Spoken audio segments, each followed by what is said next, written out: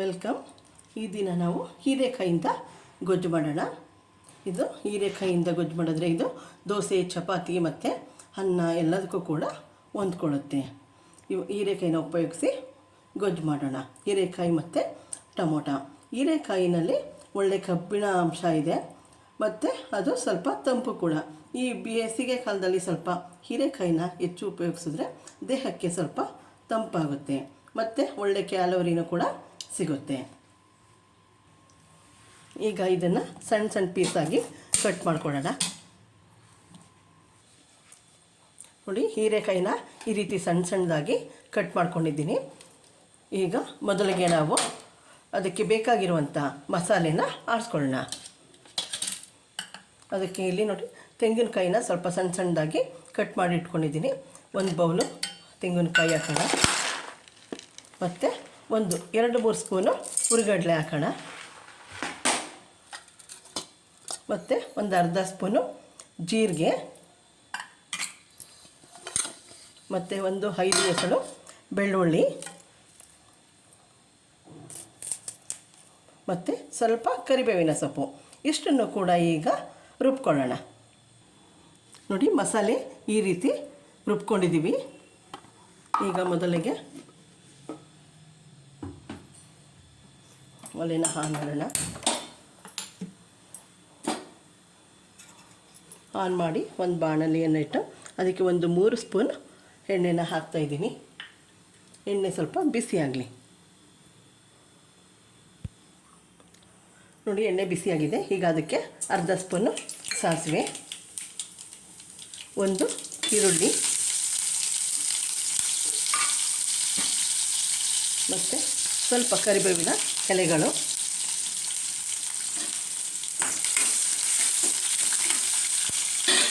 ಈಗ ಅದಕ್ಕೆ ಕಟ್ ಮಾಡ್ಕೊಂಡಿರುವಂಥ ಹೀರೆಕಾಯಿ ಹಾಕಿ ಇದನ್ನು ಸ್ವಲ್ಪ ಕೈ ಆಡ್ಸೋಣ. ಹೀರೆಕಾಯಿ ಒಗ್ಗರಣೆಯಲ್ಲಿ ಬೇಯ್ತಾ ಇದೆ. ಈಗ ಅದಕ್ಕೆ 3 ಟೊಮೊಟೊನ ಕಟ್ ಮಾಡಿಟ್ಟಿದ್ದೆ, ಅದನ್ನು ಕೂಡ ಹಾಕೋಣ.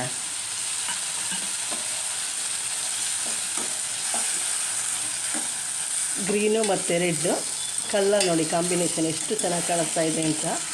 ಅದೇ ರೀತಿ ಟೇಸ್ಟು ಕೂಡ ಚೆನ್ನಾಗಿರುತ್ತೆ ಮತ್ತು ಹೀರೆಕಾಯಿನಲ್ಲಿ ಒಳ್ಳೆ ಐರನ್ ಅಂಶ ಇರೋದ್ರಿಂದ ಮಕ್ಕಳಿಗೂ ಕೂಡ ಇದು ಒಳ್ಳೆಯದು. ಈಗ ಇದು ಬೇಯೋಷ್ಟು ನೀರನ್ನು ಹಾಕೋಣ.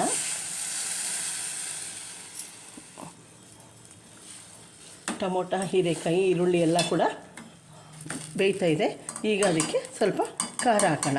ಖಾರ ಅಂದರೆ ನಾನು ಮಾಮೂಲಿ ಸಾಂಬಾರಿಗೆ ಉಪಯೋಗಿಸ್ತೀನಲ್ಲ, ಅದೇ ಖಾರದ ಪುಡಿನ ಉಪಯೋಗಿಸ್ತೀನಿ. 3 ಸ್ಪೂನಷ್ಟು ಸಾಂಬಾರು ಖಾರದ ಪುಡಿನ ಹಾಕಿದ್ದೀನಿ. ಈಗ ಅದು ಎಲ್ಲ ಸ್ವಲ್ಪ ಖಾರದ ಪುಡಿ ಹಸಿ ವಾಸನೆ ಹೋಗಿ ಸ್ವಲ್ಪ ಬೇಯಬೇಕು. ಈಗ ಅದನ್ನು ಮುಚ್ಚೋಣ. ಹೀರೆಕಾಯಿ, ಟೊಮೊಟೊ ಬೆಂದು, ಖಾರದ ಪುಡಿನೂ ಕೂಡ ಬೆಂದು ಚೆನ್ನಾಗಿ ಅದರ ಹಸಿ ವಾಸನೆ ಹೋಗಿದೆ. ಈಗ ಇದಕ್ಕೆ ನಾವು ರುಬ್ಬಿರುವಂಥ ಮಸಾಲೆನ ಹಾಕೋಣ.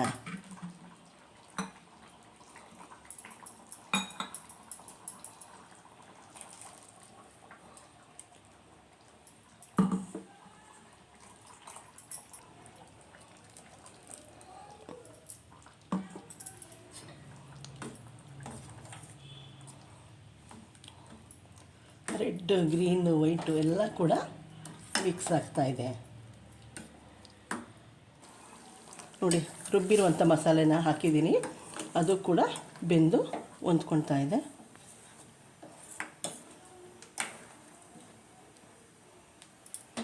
ಹೀಗೆ ರುಚಿಗೆ ತಕ್ಕಷ್ಟು ಉಪ್ಪು, ನಾನು 1.5 ಸ್ಪೂನಷ್ಟು ಉಪ್ಪನ್ನು ಹಾಕ್ತಾಯಿದ್ದೀನಿ. ನಾನು ಇದಕ್ಕೆ ಹುಣಸೆ ಹುಳಿನ ಹಾಕ್ತಾಯಿಲ್ಲ, ಯಾಕಂದರೆ ನಾನು ಹಾಕಿರುವಂಥ ಟೊಮೊಟೊದಲ್ಲೇ ಹುಳಿ ಅಂಶ ಹೆಚ್ಚಿರೋದ್ರಿಂದ ನಾನು ಹುಣಸೆ ಹಣ್ಣಿನ ರಸನ ಹಾಕ್ತಾಯಿಲ್ಲ.